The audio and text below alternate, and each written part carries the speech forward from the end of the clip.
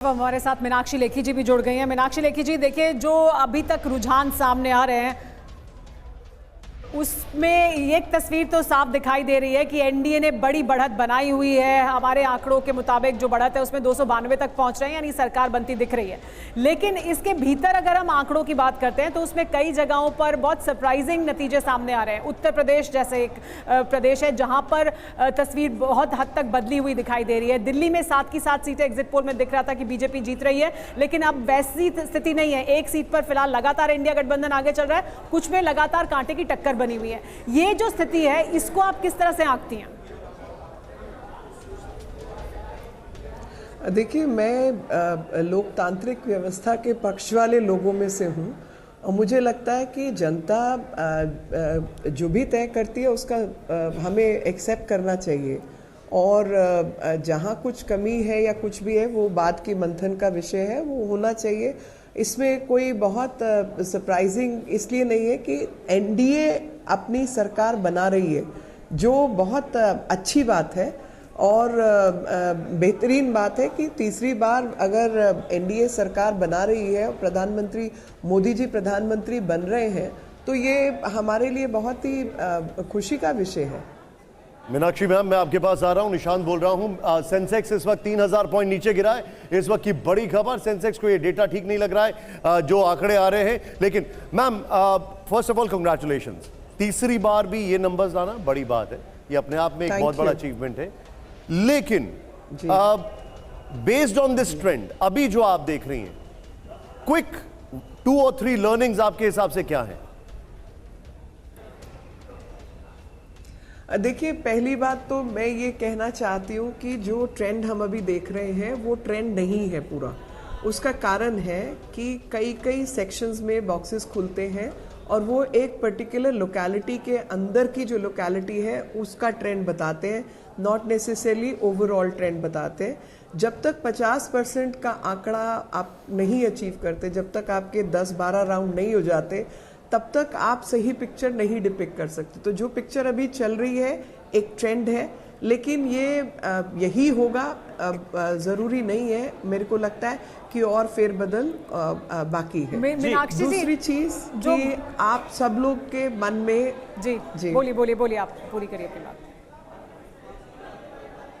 हाँ, मैं ये कह रही थी कि सुबह से मैं जब भी टीवी देख रही हूँ या जिससे भी बात कर रही हूँ, उस सबको मन में ऐसा लग रहा है कि एक अजीब सा वो बनाया हुआ है कि भाई आपने 400 पार का नारा दिया था, आप 400 नहीं पार कर रहे। तो मैं उस बात को भी क्लियर करना चाहती हूँ कि देखिए, 303 पर तो बीजेपी अकेले थी। बहुत सारे राज्यों के अंदर हम सैचुरेशन पॉइंट पे थे कि उसके आगे आप कोई सीट नहीं और अधिक पा सकते, और साथ में 45 के ऊपर जो है वो हमारे सहयोगी दल थे। तो यानी कुल मिलाकर 350 पर तो एनडीए ऑलरेडी था। अगर 350 पर एनडीए था और आपने अपने वर्कर को और जो कार्यकर्ता उसको मोटिवेटेड रखना है, तो जाहिर है कि आप उसका अगला आंकड़ा जो है टारगेट सेट करेंगे। और हमने 400 का टारगेट सेट किया ताकि सब लोग काम पे रहे, नहीं तो सब लोग कहेंगे अरे जीता जिताया चुनाव है, कुछ करने की जरूरत नहीं, ये नहीं वो नहीं।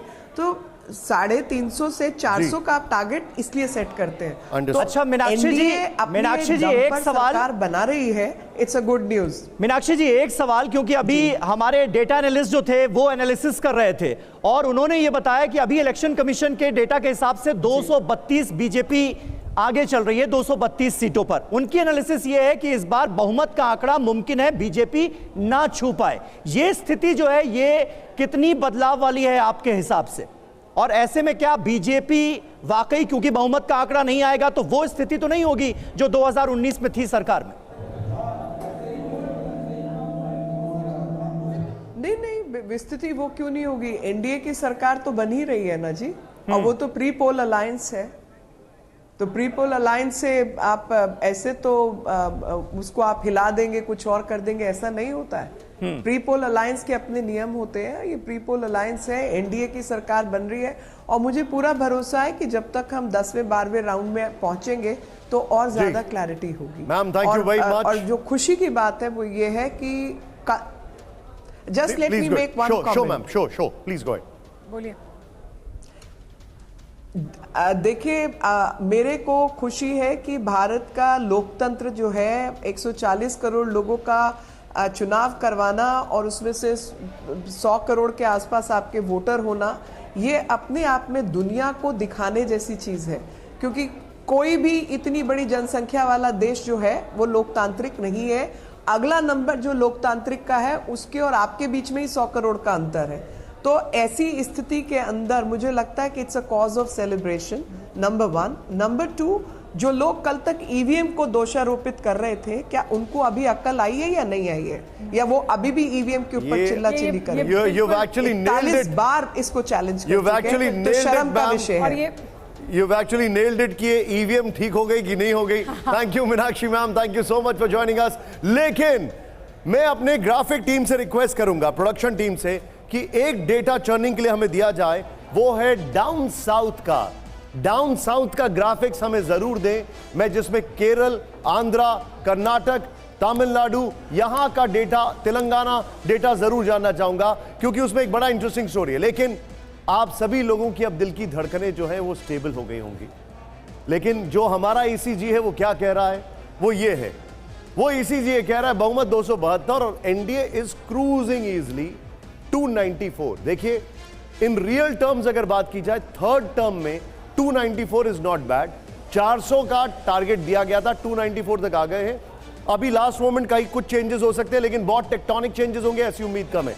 India has done very well, 228, not bad. इसमें हम देखना चाहेंगे कि कांग्रेस का कितना शेयर है, उनके अलाइज का कितना शेयर है, लेकिन जो जॉइंट फाइट उन्होंने दी है और कुछ स्टेट्स में जो स्ट्रैटेजिक फाइट दी है, जैसे बंगाल में, पंजाब में, उसका असर दिख रहा है। दिस वी कैन से, ये इनके ईसीजी मीटर में है। अदर्स की बात की जाए तो ये बड़े बलवान थे थोड़ी देर पहले तक, बड़े पहलवान थे थोड़ी देर पहले तक, लेकिन अब छलनी की तरह एकदम चीजें साफ होती जा रही हैं और इनके जितने भी थे वो एनडीए और इंडिया में समावेश होते जा रहे हैं। अब जो साउथ का डेटा है, और मेरे साथ इस वक्त खास मेहमान जुड़े हुए हैं, क्योंकि मेरा हंच ऐसा है, बीजेपी को जो यूपी में लॉस हुए हैं उसने साउथ में गेन किया है। नंबर 1 तेलंगाना, बीजेपी को 7 है, इंडिया को 8 है, और एआईएमआईएम हम जानते हैं 1 होगा उनको। अब सॉरी, तेलंगाना, एआईएमआईएम और बीआरएस 1, ये गेन है। बीजेपी को जो गेन साउथ में हुआ है वो उसने कॉम्पनसेट किया है यूपी में लॉस का। ये देखिए, नेक्स्ट दिखाइए, कर्नाटक में, अभी तमिलनाडु में दिखा रहा हूं, वहां पे बहुत ज्यादा गेन्स नहीं है हालांकि, लेकिन तमिलनाडु जस्ट 1 राइट नाउ।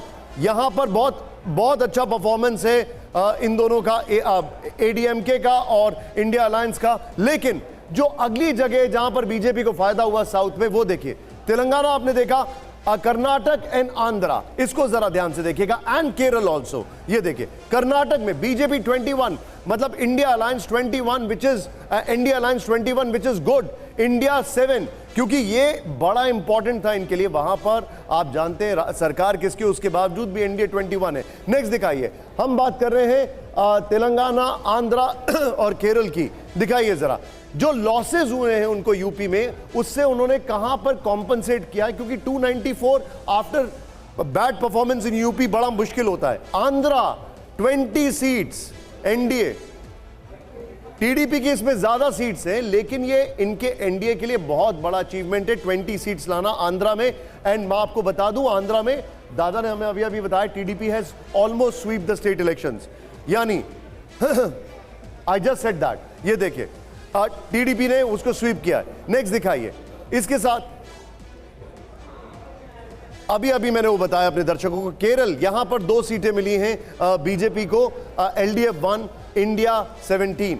और हमारे साथ स्टूडियो में हेमंत सर आ चुके हैं। सर, सबसे पहला आपका पहला रिएक्शन इस रिजल्ट्स पर। पहले तो कंग्रेचुलेशन सर, जो कंजर्वेटिव तरीके से हम अप्रोच दिखा रहे थे, सुबह से हम ही एक हैं जो एकदम रिलायबल तरीके से इधर उधर नहीं भागे, डायरेक्ट अप्रोच, एकदम स्ट्रेट फॉरवर्ड जा रहे थे। मैं आपका जवाब देने से पहले डेटा मोशाहे से जानना चाहूँगा कि आखिर सारे एग्जिट पोलस्टर्स मुंह के बल गिरे क्यों? हम सच के सबसे करीब थे। राइट। जो ये नंबर दिख रहा है, मुझे लगता है कि ये 300 के आसपास जाके सेटल होगा। हमने 311 दिखाया था, तो हम सबसे करीब थे। जो 400 दिखा रहे थे डेटा मुशाहिदे से मैं जानना चाहूँगा कि ये हुआ क्या। सर यूपी बहुत बड़ा सारे एग्जिट पोल के लिए सरप्राइजेस आया। तो यूपी में इनिशियली जो एक्सपेक्टेशन था 77, 80, ऑल 80, वहाँ पर यूपी में सर आप देखेंगे 35 to 36 सीट्स का नहीं, केवल उत्तर प्रदेश नहीं, उत्तर प्रदेश, महाराष्ट्र, वेस्ट बंगाल, इन 3 राज्यों में बीजेपी को झटका दिया है और उत्तर प्रदेश ने जबरदस्त झटका दिया है। अभी जो मैं रिजल्ट देख रहा था उसमें ईस्टर्न यूपी में केवल बनारस और भदोही को छोड़कर बाकी सारी सीटें भारतीय जनता पार्टी हार रही है। चौंकाने वाले रिजल्ट ये हैं कि जो राम जन्मभूमि और राम मंदिर सबसे बड़ा मुद्दा था, उस फैजाबाद अयोध्या की सीट पर भी बीजेपी पीछे है। बलिया में पूर्व प्रधानमंत्री चंद्रशेखर के बेटे पीछे हैं। श्रावस्ती में प्रधानमंत्री के प्रधान सचिव नृपेंद्र मिश्रा जी के बेटे साकेत मिश्रा पीछे हैं। गोंडा में पीछे हैं, बस्ती में पीछे हैं। संत कबीर नगर में जो एआई पार्टी है, निषाद पार्टी, उनके संजय निषाद के बेटे पीछे हैं। मिर्जापुर में अनुप्रिया पटेल पीछे हैं। अमेठी में स्मृति ईरानी पीछे हैं। जो सीट कभी बीजेपी नहीं हारती थी, इलाहाबाद, उसमें केसीनाथ जी के बेटे नीरज त्रिपाठी पीछे हैं। मुझे इस बात पर बहुत आश्चर्य है सर, देखिए एक ट्रेंड कि कुछ 2 सीटें ऐसी हैं, लखनऊ और मोहनलालगंज और चंदौली की आधी सीट बनारस शहर की सीट है। बनारस की कचहरी का हिस्सा चंदौली में आता है, उस पर भी भारतीय जनता पार्टी पीछे है। लखनऊ एयरपोर्ट मोहनलालगंज में आता है। राजनाथ सिंह जी के लड़ने के बावजूद मोहनलालगंज में पीछे है। तो उत्तर प्रदेश के चौंकाने वाले नतीजे हैं। बहुत ही नतीजे। ये क्यों है? डेटा मोशाहिद, मुझे लगता है जातिगत आधार पर आप इसका ज़्यादा बेहतर बता सकते हैं कि आखिर हुआ क्या, ये कैसे ये झटका लगा। देखिए सर, मैं इलेक्शन टाइम में एक इंडिकेशन जो देख रहा था, बीजेपी का जो एमपी लोग है बहुत कंप्लेन कर रहा था जो लोकल एडमिनिस्ट्रेशन से सपोर्ट नहीं मिल रहा है। तो देखिए इतना बड़ा सडनली इतना बड़ा स्विंग, ये सर देखिए ये क्वेश्चन मार्क है नंबर 1। नंबर 2 क्या सर, बीएसपी का वोट सर एक ड्रॉप होना। बीएसपी लोग देख रहे हैं बीएसपी तो जीत नहीं सकता है। तो संरक्षण वाला जो मुद्दा है आप देखेंगे जितना ये फर्स्ट फेज वाला, आप ये मैप में देखेंगे सर, यहाँ पे हमारे पास ये मैप में देखेंगे फर्स्ट फेज बीजेपी ये अच्छा किया। ये जो बेल्ट है वेस्टर्न यूपी में अच्छा कर रहा है, बट आप जितना इस फेज में अंदर जाते जा रहे हैं, ठीक है सर, उतना संरक्षण का जो मुद्दा है ये मुझे लग रहा है इनिशियली ट्रेंड से वो बहुत काम किया। दलित वोट एक मेजर शिफ्ट हुआ। नहीं, आप ये देखिए ना, अवध पूरा का पूरा गायब हो गया, पूरा गायब हो गया। ये अवध पूरा का पूरा गायब हो गया है। ईस्टर्न यूपी एकदम गायब है। मिर्जापुर सोनभद्र का इलाका गायब है। तो ये एक बीजेपी के लिए बहुत चिंता का विषय है और मुझे लगता है सारी मैथमेटिक्स यूपी और बंगाल उसको गड़बड़ कर रहा है। महाराष्ट्र में तो अपेक्षित था, महाराष्ट्र के रिजल्ट अपेक्षित लाइन पे हैं, पर बंगाल और उत्तर प्रदेश मुश्किल है। डेटा मुझे मैं आपसे जानना चाहूँगा कि उत्तर प्रदेश में भारतीय जनता पार्टी के साथ अभी तक जो पिछड़ी जातियाँ थीं, यादवों को छोड़कर बाकी पिछड़ी जातियाँ थीं, उनका बिहेवियर कैसा रहा है? राजपूतों ने वोट नहीं दिया, मुख्यमंत्री अनमने से थे और दलितों का कुछ वोट शेयर जो बहुजन समाज पार्टी के हाशिए में जाने से हुआ, वो समाजवादी पार्टी की तरफ गया। इसको आप कैसे एनालाइज करते हैं? नहीं, दलित वोट तो सर मूवमेंट हुआ है तो क्लियर है, नंबर 1। नंबर 2 सर देखेंगे आप, जब लास्ट असेंबली इलेक्शन हुआ था तब बीजेपी का जो वोट शेयर था, बीजेपी वही वोट शेयर होल्ड करके रख पा रहा है सर।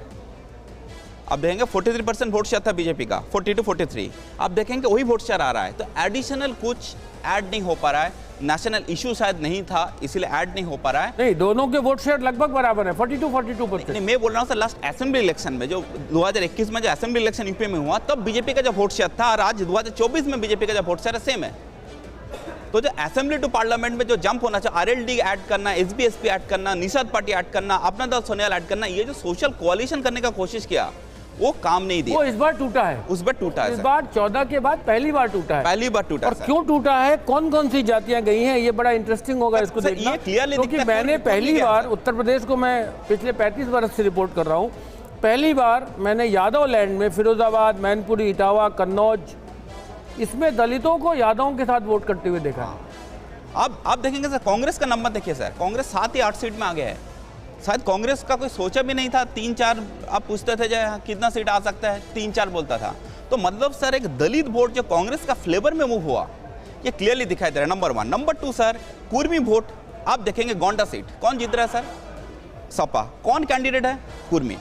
आप देखेंगे सर वो श्रावस्ती में भी कुर्मी कैंडिडेट जीत रहा है। हाँ, तो क्या सर मौर्य लोगों ने भी वोट सपा को दिया सर? मतलब सर मेजर ये जो बेल्ट है, आप देखिए सर, मिर्जापुर में अगर अनुप्रिया पटेल पीछे है सर, विदाउट कुर्मी वोट अगर टूटा हुआ वो सीट सर बहुत ही मुश्किल नहीं, है। वो तो बहुत कुछ 100 वोट से पीछे है, मुझे लगता है वो सीट तो ठीक कर लेंगी वो। बट द ट्रेंड जो है सर, कुर्मी का वोट एक शिफ्ट होना एक क्लियर इंडिकेशन है। यादव बहुत कंसोलिडेटेड है, मुस्लिम कंसोलिडेटेड है, दलित आया, प्लस सर एक कुर्मी, ये सीट आया। और देखिए सर, जो मैं आपको सर बार बार बोलता था, आजमगढ़ सेंट्रिक सीट और मैनपुरी सेंट्रिक सीट सर, आप देखेंगे ये बेल्ट में सर बहुत अच्छा कर रहा है सर इंडिया अलायंस। देखिए अब 543 में से 542 के नतीजे इलेक्शन कमीशन में आ गए हैं, जिसमें भारतीय जनता पार्टी को 237 सीटें मिल रही हैं। तो मुझे नहीं लगता कि अपने बूते ये 272 सीट का आंकड़ा पार करना थोड़ा मुश्किल होगा। हो भी सकता है, लेकिन मुझे ऐसा लगता है कि एनडीए 300 और 305 तक जाएगा। सर अभी बिहार सबसे क्रिटिकल है। बिहार में जो नंबर आएंगे, बिहार का नंबर डिसाइड सर। आप देखिए सर ये मैप अगर देखेंगे, ये इधर अगर आप इंडिया का मैप अगर दे सकते हैं, कहते हैं हम इंडिया का मैप यहाँ पर मिला। आप इंडिया का मैप देखेंगे सर। आपको बिहार का मैप चाहिए? नहीं, इंडिया का मैप चाहिए। इंडिया का ओवरऑल मैप हमको देखिए क्या हो रहा है सर, नॉर्दर्न पार्ट ऑफ आ गया। देखिए आप देखिए सर, ये देखिए सर, बीजेपी ये सेंट्रल इंडिया स्वीप कर रहा है। जो 2023 में असेंबली इलेक्शन मध्य प्रदेश छत्तीसगढ़ जीतने का फायदा दिखाई दे रहा है। अगर वो दोनों हार जाता था सर तो ये नंबर और खराब होता था, नंबर 1। नंबर 2 सर, बीजेपी अभी बहुत डिपेंडेंट हो गया चंद्रबाबू नायडू के ऊपर। बड़ा नंबर है 15 सीट सर, ठीक है सर। सेकंड डिपेंडेंट है जेडीयू, 12 सीट आ रहा है, तो 15 + 12 27 सीट आ रहा है, ठीक है सर। तो ये दोनों का ऊपर बीजेपी बहुत बड़ा, अब तो बीजेपी का उतना बड़ा कुछ आला ही नहीं था। यूपी में तो सर आप आरएलडी 2 सीट जीत रहा है, बाकी तो कोई अभी तक तो जीत नहीं रहा है। तो 15 + 12 छोड़कर सर इस जेडीएस 3 सीट उधर आगे है। तो सर एक्चुअली साउथ में जो कोalition नया पार्टनर आया, अगर टीडीपी नहीं आता था सर, जनसेना नहीं आता था, नहीं, मुझे लगता है कि जो भारतीय जनता पार्टी को झटका लगा है उसमें 2 जगह से उसको राहत मिली है कि 2 राज्यों में, उड़ीसा और आंध्रा में उसकी अपनी सरकार बनी है। और उड़ीसा में तो कितने साल बाद बीजू पटनायक जी के बाद पहली बार।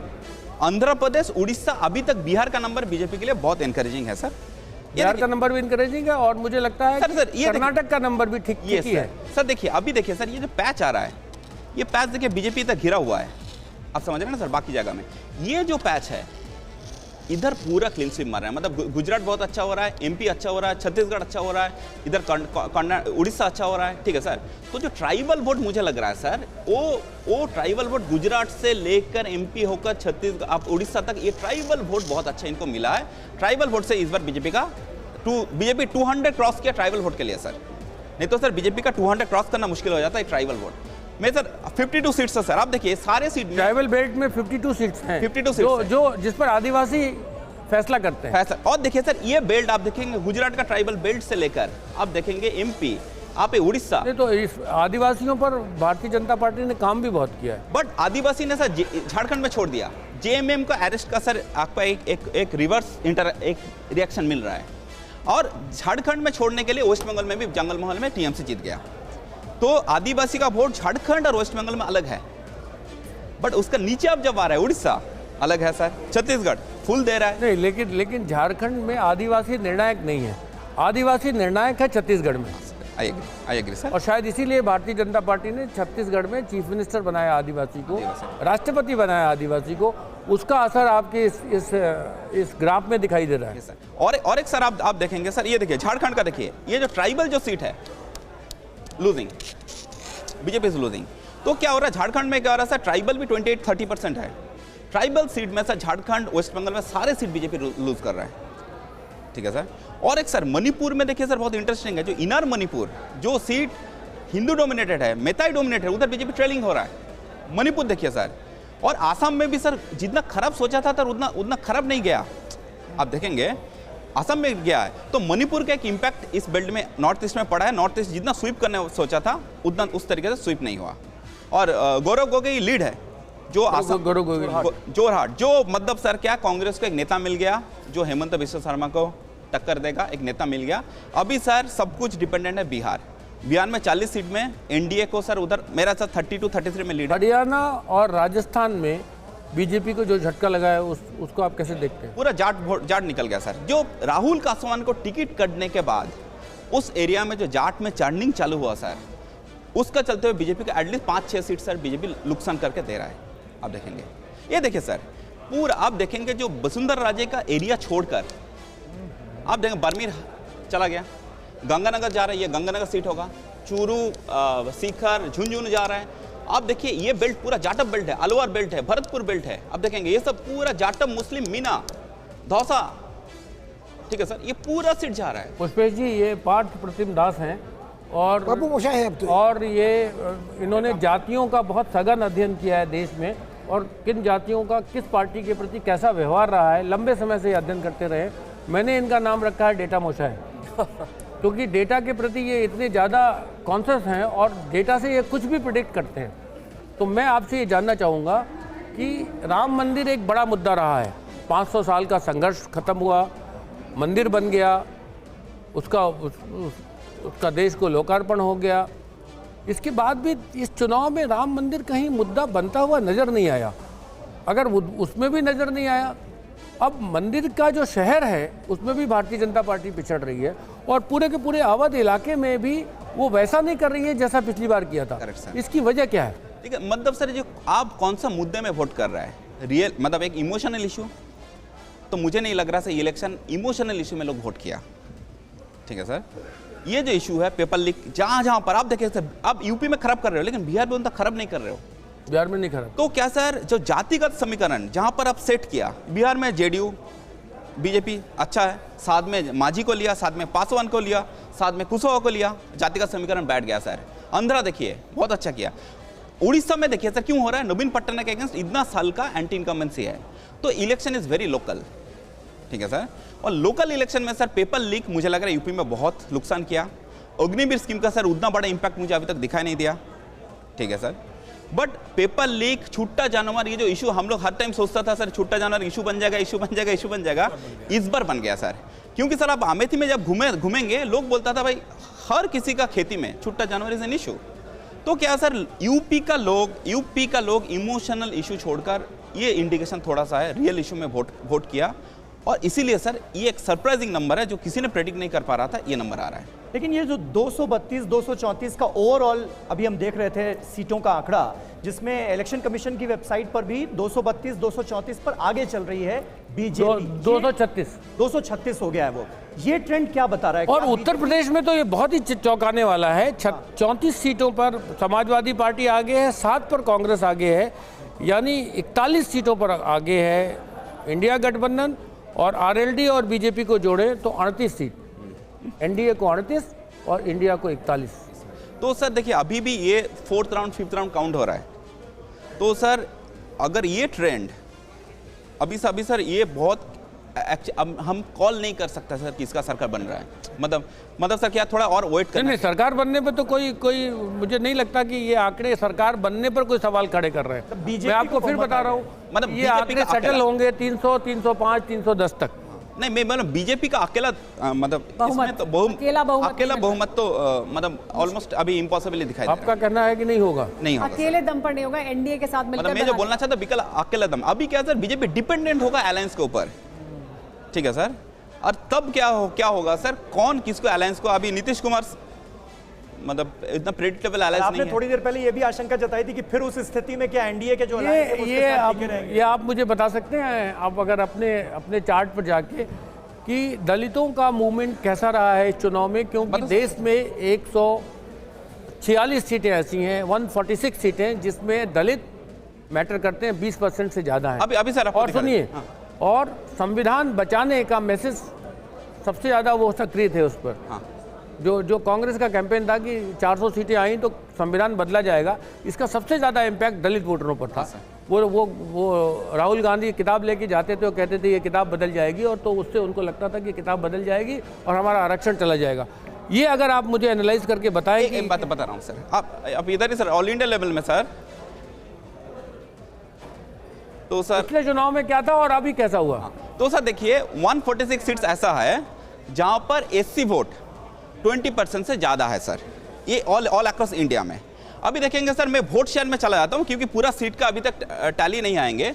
आप देखेंगे वोट शेयर में अलायंस वाइज अगर आप देखेंगे तो सर एनडीए का वोट शेयर 43.2 था, ये 146 सीट्स में, वो थोड़ा कम हुआ, 39 तक हुआ। मतलब बीजेपी 4.3% वोट शेयर अभी का जो ट्रेंड है एससी डोमिनेटेड सीटों में लूज कर रहे हैं। मतलब से जो 10% वोट, मतलब आप 43 अगर बेस धर पकड़ेंगे, 4.3 लूज कर रहे हैं, मतलब एक 10% वोट शेयर बीजेपी इधर लूज किया। ये सर, ये देख लीजिए सर, तो ये बीजेपी का नुकसान है। और इंडिया अलायंस देखिए सर, 20.4 से जंप टू 44.1, डबल हो गया, डबल हो गया सर, डबल से भी ज्यादा, डबल से भी ज्यादा सर। तो इंडिया अलायंस का ये जो वोट शेयर है, इसका मतलब है कि दलितों में शिफ्ट हुआ है। सर देखिए क्या हुआ सर, आदर्श वोट घट रहे हैं 28 to 17, मतलब कितना घट रहा है सर, आपका 11% वोट घट रहा है। जब 11% वोट घट रहा है तब किसी का एक ही पार्टी को जा रहा है, ये बहुत रेयर फिनोमेना है, ठीक है सर। ये क्या हो रहा है, जब आदर्श का वोट 11% घट रहा है तो ये आदर्श 11 पूरा शिफ्ट हो रहा है इंडिया अलायंस को, प्लस बीजेपी का पुराना जो वोट है उसमें भी 4% वोट शिफ्ट हो रहा है। तो ये सर एक बहुत क्लियर है, जो संविधान जो बदलने वाला, लोगों ने आरक्षण को एक सीरियस मुद्दा ले लिया और इसका चलते हुए सर इनका वोटिंग क्या ये सर क्लियरली ये नंबर से तो दिखाई दे रहा है। और फाइनली जब नंबर आएंगे, आई थिंक नंबर और थोड़ा सेटल हो जाने के बाद और क्लियरली बोल सकता है। 400 पार बूमेरंग हो गया, अब 400 पर बूमरंग हुआ है सर। मुझे लगता है कि हर चुनाव में का जो नैरेटिव सेट करने में की कोशिश होती है, उसमें कभी कभी उस नैरेटिव को अपयश मिलता है। जैसे साइनिंग इंडिया को पहले मिल चुका है 2004 में, वही 400 पार में हुआ। 400 पार की वजह से एक तो कार्यकर्ताओं में उदासीनता आ गई कि हम तो 400 जीत ही रहे हैं, हमको क्या करना है। दूसरा, 400 पार होगा तो संविधान बदला जाएगा, और संविधान बदला जाएगा तो हमारा आरक्षण चला जाएगा। ये पिछड़ों और दलितों में खासकर ये मैसेज चला गया, और मुझे लगता है कि कांग्रेस इसको वहाँ पहुँचाने में कामयाब रही। लेकिन कांग्रेस का जो अपसर्ज है 52 सीटों से लेकर 100 सीट पर, 100 पर अब आगे हो गई है, ये मतलब ये बहुत बड़ी उपलब्धि है, बहुत बड़ी उपलब्धि है। और सर क्या हुआ इस बार कांग्रेस का जो अच्छा जो किया था सर, देखिए यूट्यूब वगैरह में कांग्रेस ने बहुत फोकस रखा। तो कांग्रेस का जो कम्युनिकेशन स्ट्रैटेजी है, देखिए कुछ बीजेपी इंपॉर्टेंट कैंडिडेट्स या इंपॉर्टेंट मिनिस्टर, कम्युनिकेशन स्ट्रैटेजी तो कुछ थी नहीं, मेन स्ट्रीम मीडिया से वो गायब थे, केवल सोशल मीडिया में काम कर रहे हैं। हाँ, सोशल मीडिया, वही मैं बोल रहा हूँ, कम्युनिकेशन स्ट्रैटेजी यूट्यूब में बहुत फोकस डालना, ठीक है सर। वो क्या है, लोग अभी यूट्यूब मतलब एक मीडिया से यूट्यूब में भी थोड़ा जो शिफ्टिंग हो रहा है तो वो कैप्चर कर पाया। और सर ये इसका फायदा हुआ, मतलब यूपी में कांग्रेस का नंबर तो सर अभी शायद 7-8 सीट होगा, मतलब क्वाइट सरप्राइजिंग, 8 सीटों पर। वो बड़ा जो एक्सपर्ट उसका क्या होगा, क्या नाम है, प्रकांड किशोर न के प्रचंड किशोर और प्रशांत किशोर। हाँ, वो तो खैर अब सब लोग अपने अपनी बात करेंगे, जिन्होंने दावे किए थे। हम अभी थोड़ा अर्ली है इस पर टिप्पणी करना, 1-2 घंटे में जब सब सेटल होगा तो ये देखा जाएगा। ये देखिए सर, बहुत इंपॉर्टेंट नंबर, उत्तर भारत 101-72, मतलब उत्तर भारत में जहाँ पर स्ट्राइक रेट आपका 85-90% होता था, वो स्ट्राइक रेट सर आप देखेंगे। आप देखिए सर, पश्चिम भारत, दक्षिण भारत में देखिए सर गेन किया, बीजेपी ने गेन किया 52-70। नहीं, इसके बाद भी कांग्रेस ने जो कुछ भी किया, उसके बाद भी भारतीय जनता पार्टी का मुकाबला और उसकी जीत को रोकने वाली क्षेत्रीय पार्टियां थी। अखिलेश यादव ने उत्तर प्रदेश में रोका, ममता बनर्जी ने पश्चिम बंगाल में रोका, स्टालिन ने तमिलनाडु में रोका। तो दल क्षेत्रीय हैं, और उन नेताओं के जो करिश्माई व्यक्तित्व है उसकी वजह से उन लोगों ने बीजेपी का मुकाबला लिया, और बीजेपी ने थोड़ा सा रोकूंगा, पवन खेड़ा जुड़ गए, अगर आप भी कुछ उनसे बात करना चाहें या पूछना चाहें। पवन जी, स्वागत है आपका। सबसे पहले तो अभी के जो नंबर्स आ रहे हैं वो कांग्रेस के लिए काफी इंकरेजिंग है। जो अभी तक के एग्जिट पोल्स थे उस सबको डिफाई कर दिया, लेकिन टेलीविजन के एग्जिट पोल्स को डिफाई किया, लेकिन आपका जो एग्जिट पोल था 295 वो यहां पर होता हुआ नहीं दिखाई दे रहा है। तो देखो अभी राजस्थान में भी प्रॉब्लम हो रहा है, तो पूरी उम्मीद है अभी भी हमें कि हम उस आंकड़े के आसपास हमारा गठबंधन ज़रूर रहेगा। उत्तर प्रदेश से जो बड़े उत्साहवर्धक नतीजे आ रहे हैं, महाराष्ट्र से आ रहे हैं, मेरे अपने राज्य राजस्थान से आ रहे हैं, गुजरात में भी अभेद्य किला जिसको माना जाता था वो भी भेदा जा चुका है। तो ये अच्छी खबरें हैं, मुझे लगता है ये आंकड़ा ज़रूर आगे बढ़ेगा। कर्नाटक में जितनी उम्मीद थी शायद वहाँ से थोड़ा हम पिछड़े हैं, मैं अभी पूरे आंकड़े नहीं देखे, लेकिन उम्मीद है कि हम इस आंकड़े के आसपास आ जाएंगे। आपका अभी तक का जो आकलन है उसके अनुसार ये जो जिस तरीके से आप लोगों ने यूपी में कमाल किया, इसके पीछे की वजह आप क्या देखते हैं? मुझे लगता है कि बहुत जल्दी होगी, ज़्यादा खुशी मनाने के लिए भी अच्छी बात समय नहीं है अभी ये, और ज़्यादा दुखी किसी को नहीं होना चाहिए, अभी इंतज़ार करनी चाहिए। लेकिन इस देश की एक फितरत है कि कोई अहंकार के घोड़े पे सवार हो जाए और अपने आप को राजा मानने लग जाए, या जैसे वो अमेठी में जो हैं वो अपने आप को महारानी मानने लग जाएं, तो ये देश उसको घोड़े से ज़रूर उतारता है। हम सबके साथ हुआ है, अब भाजपा के साथ हो रहा है। अच्छा पवन जी, एक तो एनालिसिस ये है कि 400 पार का जो नारा दिया, लेकिन पवन जी को ये बताना चाहिए कि उत्तर प्रदेश में कांग्रेस पार्टी ने कमाल नहीं किया है, कमाल अखिलेश यादव का है। नहीं, हम 17 ही सीटों पे लड़ रहे हैं, तो ये कहना अच्छा नहीं होगा, आप जो कह रहे हैं ठीक नहीं है। हमारे गठबंधन का चुनाव था, हम 17 सीटों पे लड़े और हम लोग सब मिलकर लड़े, और अमेठी जैसी सीट पे कांग्रेस लड़ रही है। सुबह वाराणसी में 2-3 राउंड तक मोदी जी को संघर्ष कांग्रेस से करना पड़ रहा था, तो इसलिए आपको बोलने से पहले थोड़ा सा सोच लेना चाहिए। अच्छा पवन जी, ये 400 पार का नारा जो है, इसकी एक एनालिसिस तो ये है कि भाई बीजेपी को इसका थोड़ा नुकसान हो गया, एनडीए को थोड़ा नुकसान हो गया, लेकिन दूसरा ये है कि वो 400 पार के फेर में ऑपोजिशन को फंसा दिया गया और पूरी ऑपोजिशन की ये कोशिश रही कि भाई 400 पार नहीं पहुंचने देना, जिसका जिक्र भी एक प्रधानमंत्री मोदी ने एक बार किया मुस्कुराते हुए। क्या आपको लगता है? नहीं, ये तो जो ये अहंकार की ही निशानी है कि 400। अरे जनता से पूछिए, जनता के मन की बात सुनिए, किसान की सुनिए, जवान की सुनिए, महिला की सुनिए, पिछड़ों की सुनिए, मध्यम वर्ग की सुनिए, व्यापारी की सुनिए, किसी की नहीं सुन रहे साहब। घोड़े पे सवार हो गए, 400 लाऊंगा, मालूम पड़ गया 400 आ गए। लेकिन सरकार तो बन जाएगी उनकी तीसरी बार, तो ये भी अपने आप में बड़ी कामयाबी होगी उनके लिए। तो देखते हैं। नहीं साहब, ये व्यक्ति जो अपने आप को भगवान का अवतार बोलने लग जाए, उसके लिए हार से कम नहीं है, ये बहुत बड़ी हार है उनके लिए। नहीं, मतलब अपने आप को विष्णु का अवतार कहने लग गए थे। वो बोले सुरेंद्र नहीं, ये तो नरेंद्र नहीं, सुरेंद्र हैं, सुरों के भी इंद्र हैं, नड्डा जी बोलते थे। संबित पात्रा जी कहते थे जगन्नाथ जी इनके भक्त हैं, और वो खुद कहते थे मैं बायोलॉजिकल नहीं हूं। आप बताइए साहब, ये जीत मानोगे आप? बहुत बहुत शुक्रिया। मैं पवन जी, मैं हेमंत बोल रहा हूँ, हेमंत शर्मा जी। प्रणाम। अब नमस्कार। अभी आपने कहा कि सोच के बोलना चाहिए। जहां आपको लड़ना था कर्नाटक में, आप वहां लड़े नहीं, और यहां आप अखिलेश यादव के साथ लड़े, इसमें बुरी बात क्या थी? नहीं, बुरी नहीं थी। बात यह है कि 17 सीटों पे हम लड़े, हमने तय किया आपस में कि हमें 17 चाहिए, मिलेंगी, हमने उसी पे संतुष्टि जाहिर की और लड़े अच्छी तरह। अब ये बात, सवाल आप मुझसे पहले ज़रूर पूछ सकते थे कि साहब 17 ही क्यों ले रहे हो, 27 क्यों नहीं ले रहे हो, वो अलग सवाल था। अब तो हो गया, अब लड़ रहे हैं और जीत रहे हैं। नहीं, लेकिन पवन खेड़ा जी देखिए, आपके साथ जो अलायंस में आपके पार्टनर्स हैं वो ज्यादा बेहतर कर रहे हैं। पश्चिम बंगाल में अगर टीएमसी की बात कर लें या यहाँ पर अखिलेश यादव की बात करें, बाकी जो आपके साथ आए हैं लोग वो ज्यादा आपकी ताकत बढ़ा रहे हैं, और इस वजह से आपकी ताकत बढ़ रही है। तो इसको भी तो लेकर एनालिसिस होगा ना। हम अगर कम सीटों पे लड़े अपने अलायंस पार्टनर्स के हिसाब से उसकी तुलना में, तो जाहिर सी बात है कि उनकी परफॉर्मेंस बेटर रहेगी। लेकिन जहाँ स्ट्रेट फाइट है, राजस्थान जैसी जगह पे, गुजरात में कमोबेश सारी सीटों पे एक आध छोड़कर स्ट्रेट फाइट है। कई जगह आप देख रहे हैं वहाँ कांग्रेस की परफॉर्मेंस बहुत अच्छी हुई। राजस्थान में कौन सोच सकता था, अभी अभी हम हारे हैं असेंबली इलेक्शन, 25 में से 25 बीजेपी के पास थी। स्ट्रेट फाइट है, और गुजरात में हमेशा कांग्रेस का अपना वोट प्रतिशत रहा है एक, लेकिन गुजरात में भी अभी अब कोई सीट जीतने की स्थिति में नहीं है। नहीं, उम्मीद पूरी है, हमें इंतजार कीजिए। हमें लगता है कि हम गुजरात में अच्छी तरह से जीत रहे हैं कुछ सीटों पर। अभी भी आपको उम्मीद है कि आप सरकार बना लेंगे? जी बिल्कुल है। ठीक है, हमारे साथ प्रियंका चतुर्वेदी भी जुड़ गई हैं। बहुत शुक्रिया पवन खेड़ा जी जुड़ने के लिए हमारे साथ। वापस आपको एक बार फिर जोड़ेंगे जब और ये पुख्ता हो जाएंगे आपके मुताबिक नतीजे। प्रियंका हमारे साथ जुड़ी हैं। प्रियंका, लेकिन देखिए, जिन प्रदेशों पर सबकी नज़र बनी हुई थी उनमें से महाराष्ट्र एक प्रदेश था जिस पर सबकी नज़र बनी हुई थी, और महाराष्ट्र में उसी तरह की तस्वीर दिख भी रही है कि जो दल टूटे, चाहे वो एनसीपी हो या शिवसेना हो, जो पुराने पार्टियां थी उनके साथ वोटर खड़ा हुआ दिखाई दे रहा है। वोटर सच्चाई के साथ खड़ा हुआ दिखाई दे रहा है, वोटर धर्म के साथ खड़ा हुआ दिखाई दे रहा है, वोटर प्रजातंत्र के साथ खड़ा हुआ दिखाई दे रहा है, वोटर संविधान के साथ खड़ा हुआ दिखाई दे रहा है।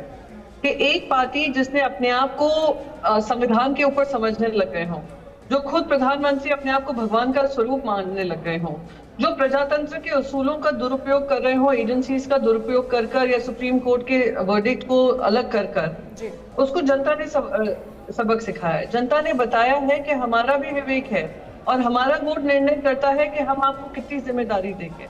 तो ये जो दिख रहा है, 2 राज्य पार्टी को आपने तोड़ने का काम किया। वो 2 राज्य पार्टी जो महाराष्ट्र के अधिकारों की बात करती थी, ना कि सिर्फ महाराष्ट्र में पर केंद्र में।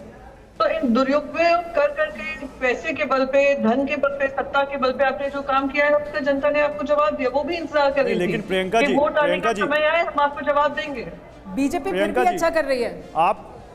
आप वाकई आप सही कह रही हैं, लेकिन उसके बावजूद आप सरकार बनाती नहीं दिख रही हैं। जो एनडीए है वो बहुमत से आगे जाता दिख रहा है रुझानों में। 400 पार नहीं हो रहे, लेकिन 300 पार होते दिख रहे। देखिए, जो बहुमत आप देख रहे हैं, मैं आपको फिर से बता दूं, 25 साल का शिवसेना के साथ अलायंस अहंकार के चलते तोड़ने के बाद, शिरोमणि अकाली दल से अपना लॉन्ग स्टैंडिंग अलायंस तोड़ने के बाद, भारतीय जनता पार्टी ने नए अलायंसेस बनाए, एनडीए में नए अलायंसेस बनाए। 28 या 32 या 48 कुछ अलायंसेस हैं। वो अलायंसेस कौन है?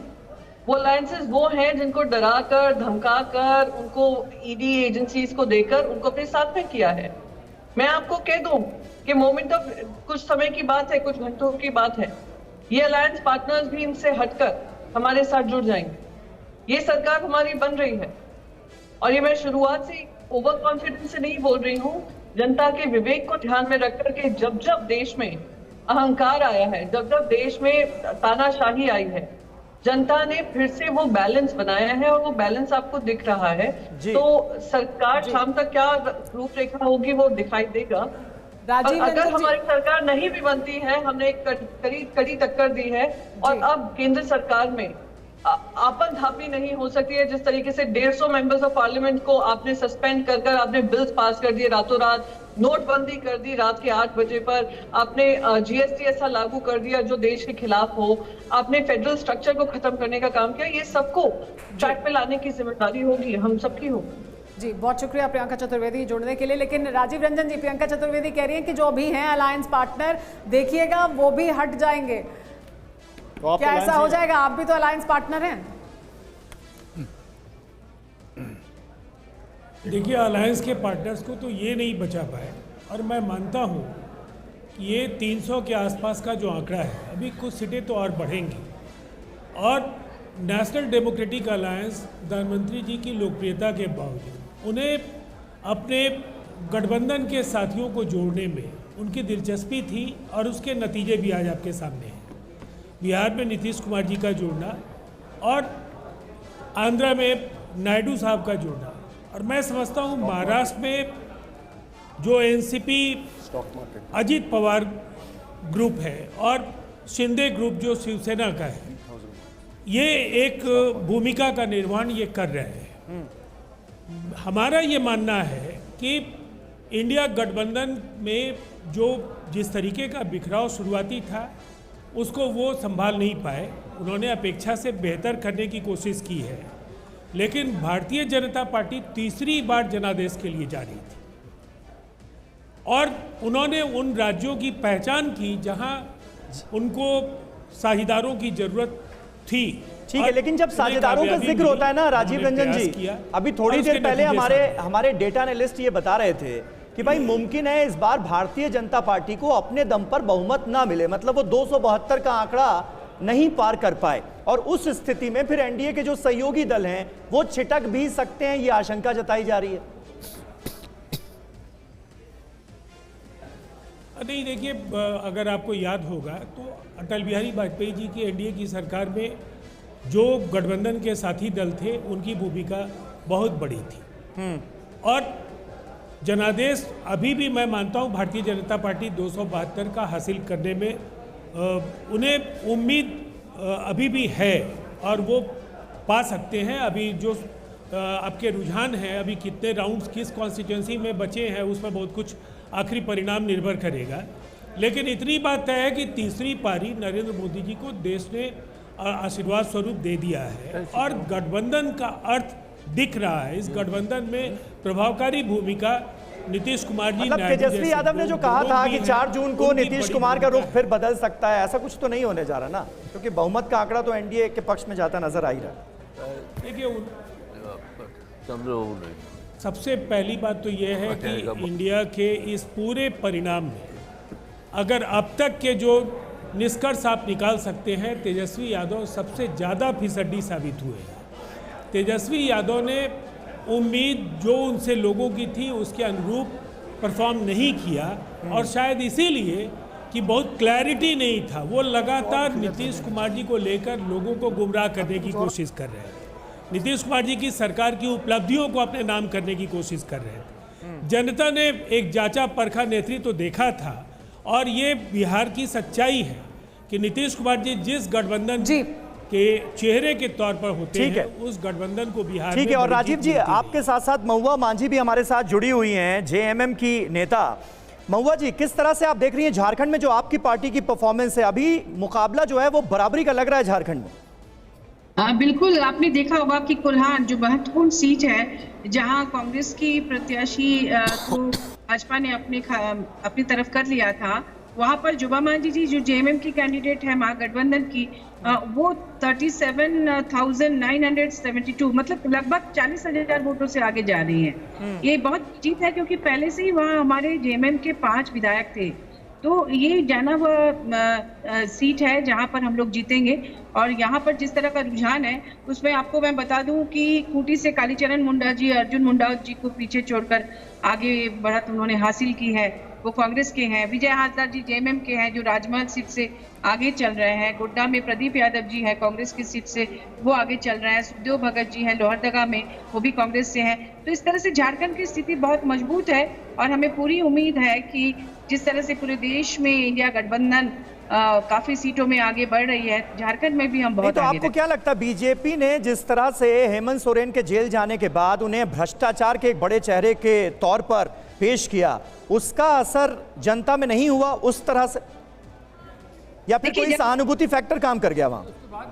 बिल्कुल, वहां पे जिस तरह से काम कर रहे थे, जिस तरह से एक युवा लोकप्रिय मुख्यमंत्री को तरह तरह से षड्यंत्र में एक करके उनको सलाखों के पीछे किया गया, और न सिर्फ झारखंड में बल्कि महाराष्ट्र और दिल्ली जगह ऐसा देखा जा रहा है, वो जनता समझ रही है और वो उसका जवाब वोट के माध्यम से दे रही है। ये अंडर करंट था, वो पता चल रहा था कि इस तरह का ही कुछ होगा।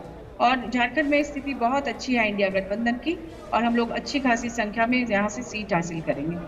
चलिए, बहुत बहुत शुक्रिया महुआ मांझी जी और राजीव रंजन जी हमसे बातचीत करने के लिए। और आइए अब सीधे आपको लिए चलते हैं गौरव के पास। गौरव के पास कुछ इंटरेस्टिंग है। गौरव, ओवर टू यू। बिल्कुल जमीर, देखिए अभी आप राजीव रंजन से पूछ रहे थे कि डेटा मुशाय कह रहे हैं कि कहीं एनडीए का लाई छिटक ना जाए। एक बहुत इंटरेस्टिंग पिक्चर मैं अब लेकर आया हूं अपने व्यूअर्स के लिए, और इसको समझिए कि कैसे अब बीजेपी के लिए उसके गठबंधन के 2 सहयोगी टीडीपी और जेडीयू कितने अहम हो गए हैं। अगर वो ना साथ हो तो सरकार एनडीए की ना बने। क्यों? क्योंकि देखिए 288 में यहां पर अभी एनडीए दिखता है। अगर हम इस पूरे को जोड़ें, हम एक चीज और बता दें, ये जो 288 देख रहे हैं, ये आप टॉप 10 पार्टियां एनडीए हैं उनका जोड़ देख रहे हैं। इंडिया की जो टॉप 10 पार्टियां उसका 179 देख रहे हैं।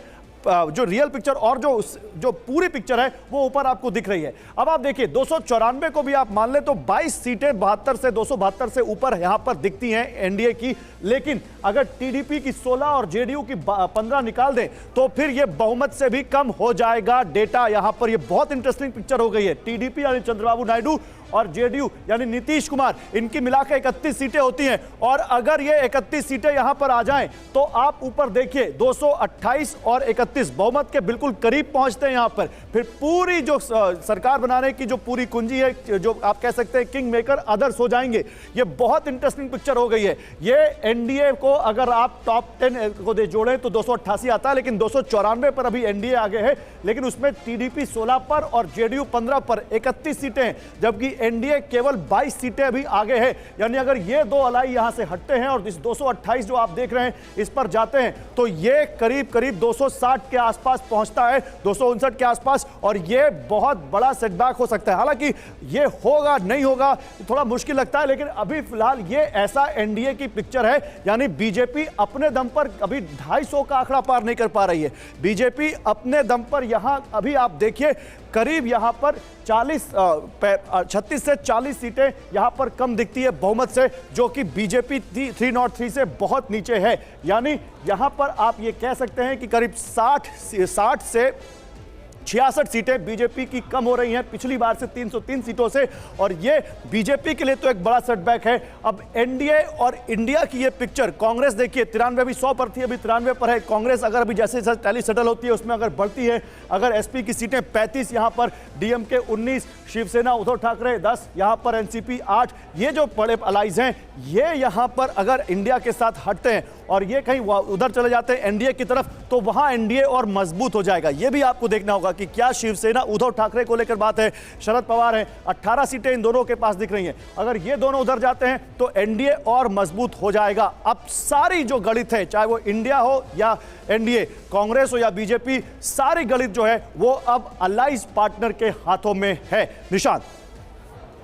बिल्कुल गौरव, और 237 पुष्पेश सर, ये जो आंकड़ा है, बीजेपी अपने दम पर 250 का आंकड़ा पार करती हुई नहीं दिख रही है। और उससे पहले देखिए ये जयपुर शहर में बीजेपी की जीत हो गई। नतीजा सामने आ गया। नतीजा है, ये रुझान नहीं है, ये नतीजा है। जयपुर से पहला नतीजा सामने आया है और बीजेपी की यहां पर जीत हुई है। लेकिन टोटल आंकड़ा बीजेपी का 237, 250 पार नहीं हो रहा है, 272 से दूर। इसे आप कैसे देखते हैं? सबसे बड़ी वजह क्या नजर आती है? मुझे लगता है सबसे बड़ी वजह है जो कुछ समय पहले हेमंत भाई कह रहे थे, आत्मविश्वास की अतिशयोक्ति थी, संविधान का एक मुद्दा बनकर आना था आरक्षण के साथ, और थोड़ा इस बारे में ज़रूरत से ज़्यादा आश्वस्त हो जाना था कि हम तो जीत ही रहे हैं, शायद कार्यकर्ता को भी बाहर आने की ज़रूरत नहीं थी। और जातिगत समीकरण समझने में बहुत बड़ी भूल भाजपा से हुई है। जी, और इस बीच हम ये भी दिखा रहे हैं कि कौन कहां से आगे चल रहा है। रायबरेली और वायनाड दोनों जगह से राहुल गांधी आगे चल रहे हैं, लगभग 1,10,000 वोट से आगे चल रहे हैं। वायनाड में 1 लाख वोट से आगे चल रहे हैं, तो दोनों जगह से राहुल गांधी 1 लाख से ज्यादा वोटों से आगे चल रहे हैं। रोहतक में दीपेंद्र हुड्डा 1 लाख वोटों से आगे चल रहे हैं, तो बड़ा अंतर उन्होंने बनाया है। नगीना में चंद्रशेखर 50,000 वोटों से आगे चल रहे हैं। और देखिए पूरे मैप में जो एक अलग सीट दिखाई दे रही है वो इन्हीं की है। हमीरपुर से अनुराग ठाकुर 1 लाख से ज्यादा वोटों के अंतर से अपनी बढ़त को बनाए हुए हैं। और राहुल गांधी का हम एक बार फिर से आंकड़ा दिखा रहे हैं, तो राहुल गांधी अपनी दोनों सीटों से अपनी जो बढ़त है बनाए हुए हैं। राहुल गांधी को लेकर भी लगातार एक बड़ी खबर आ रही है सर।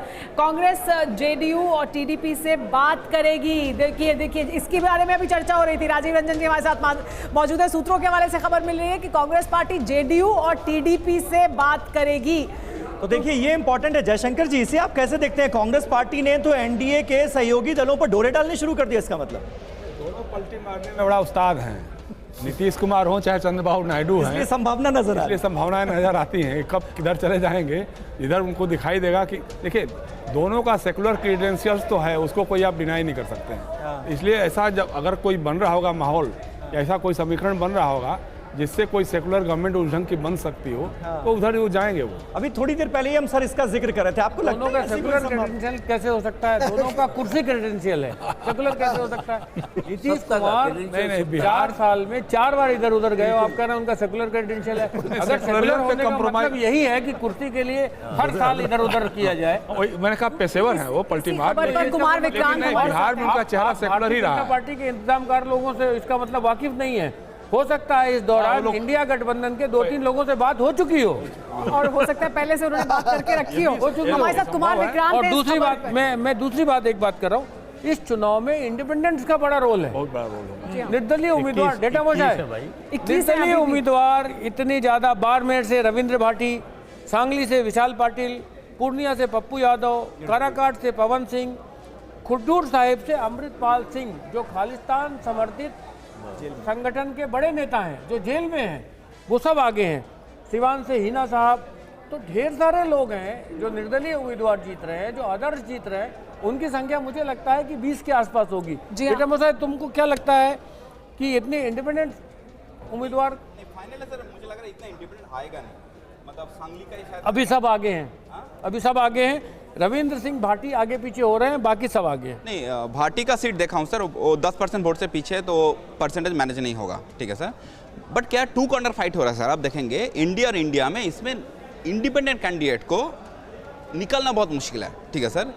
मतलब मैं बाबा जो ट्रेंड में बोल रहा हूँ सर, अभी फाइनल नंबर मुझे नहीं लगता बहुत ज़्यादा कुछ होगा, बट नंबर आप देखेंगे टीडीपी, जेडीयू, टीएमसी, बहुत बड़ा नंबर रहेगा सर। और ये तो मतलब बड़ा चिंताजनक है कि खालिस्तानी समर्थक बिल्कुल नेता जो जेल में रहते वो लीड कर रहा है, तो मुझे लगता है कि पंजाब की स्थिति बहुत अच्छी नहीं है। बहुत अच्छी नहीं है, बहुत एकदम अच्छे नहीं है सर, ठीक है सर।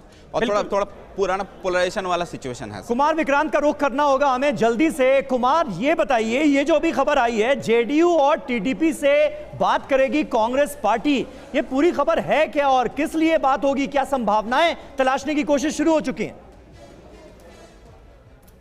विक्रांत, आवाज मिल रही है? चर्चा हुई है और जो रुझान आ रहे हैं, जो आंकड़े अभी तक दिखाई पड़ रहे हैं, उसके लिहाज से कांग्रेस को लगता है जेडीयू और टीडीपी तकरीबन 15-15 सीटों पर आगे चल रहे हैं। ऐसे में 30 सीटों का एक बड़ा ऐसा आंकड़ा है जो एनडीए के लिए मुसीबत पैदा कर सकता है। तो जरूरत पड़ने पर कांग्रेस के सूत्रों का कहना है कि चंद्रबाबू नायडू जो 2019 में से इसी जो इंडिया गठबंधन उस वक्त नहीं बना था, लेकिन जो कांग्रेस के साथ की पार्टियां थी उनके साथ में थे, और नीतीश कुमार तो अभी हाल में ही बीजेपी के साथ वापस गए हैं महागठबंधन को छोड़ करके। तो ऐसे में कांग्रेस को लगता है ये दोनों पोटेंशियल कैंडिडेट हैं, लेकिन फिलहाल इंतजार कर रही है कांग्रेस। लेकिन ये जरूर कहा गया है, सूत्रों ने कहा है कि वो इन दोनों दलों से बात करेंगे, जिससे कि एक और बात ये कही जा रही है, कांग्रेस का कहना है कि ये नरेंद्र मोदी की हार है। कांग्रेस पार्टी के नेता बार बार ये कह रहे हैं कि 67 सीटों के करीब अगर आप हमारे साथ कुमार विक्रांत, आप हमारे साथ बने रहिए।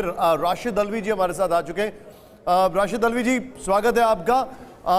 पहले तो आप लोगों की परफॉर्मेंस जो एग्जिट पोल में आ रहे थे उससे काफी अच्छी है, इसके लिए आपको बधाई। लेकिन खबर यह आ रही है कि कांग्रेस सरकार बनाने के लिए अप्रोच कर सकती है बीजेपी के अलायंस पार्टनर्स को भी।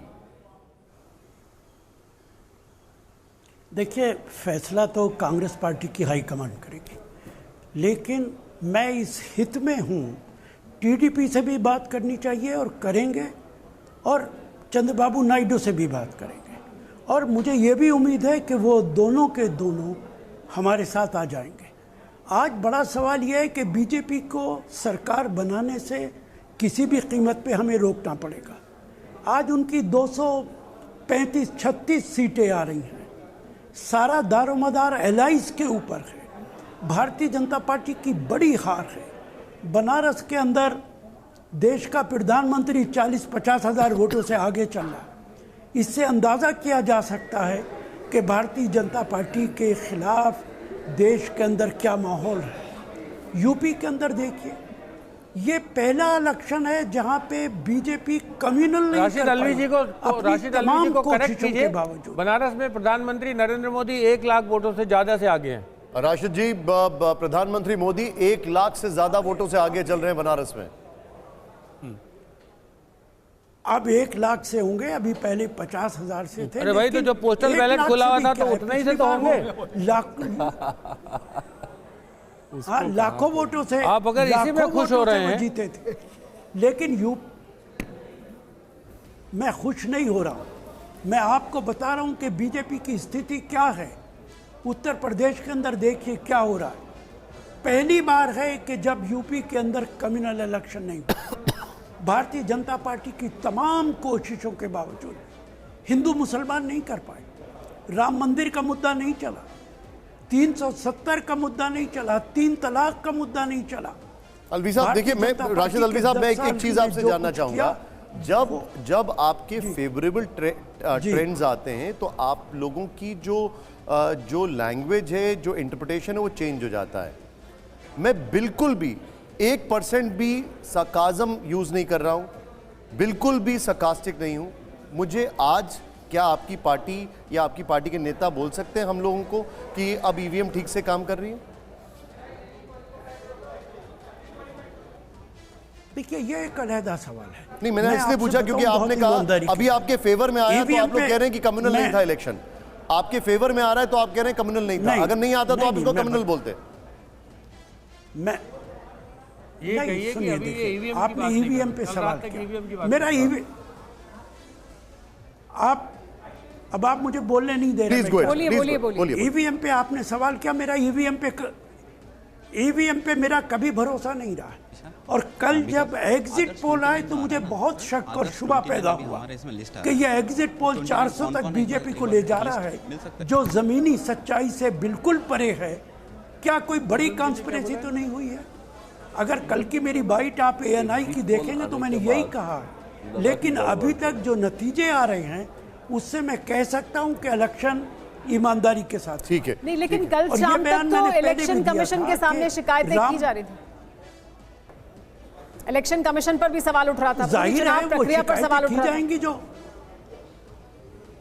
देखिए, भारतीय जनता पार्टी के नेताओं ने जिस तरीके के भाषण दिए हैं, क्या उस पर शिकायत नहीं करनी चाहिए थी? ठीक है। क्या ये मंगलसूत्र पे शिकायत नहीं होनी चाहिए थी?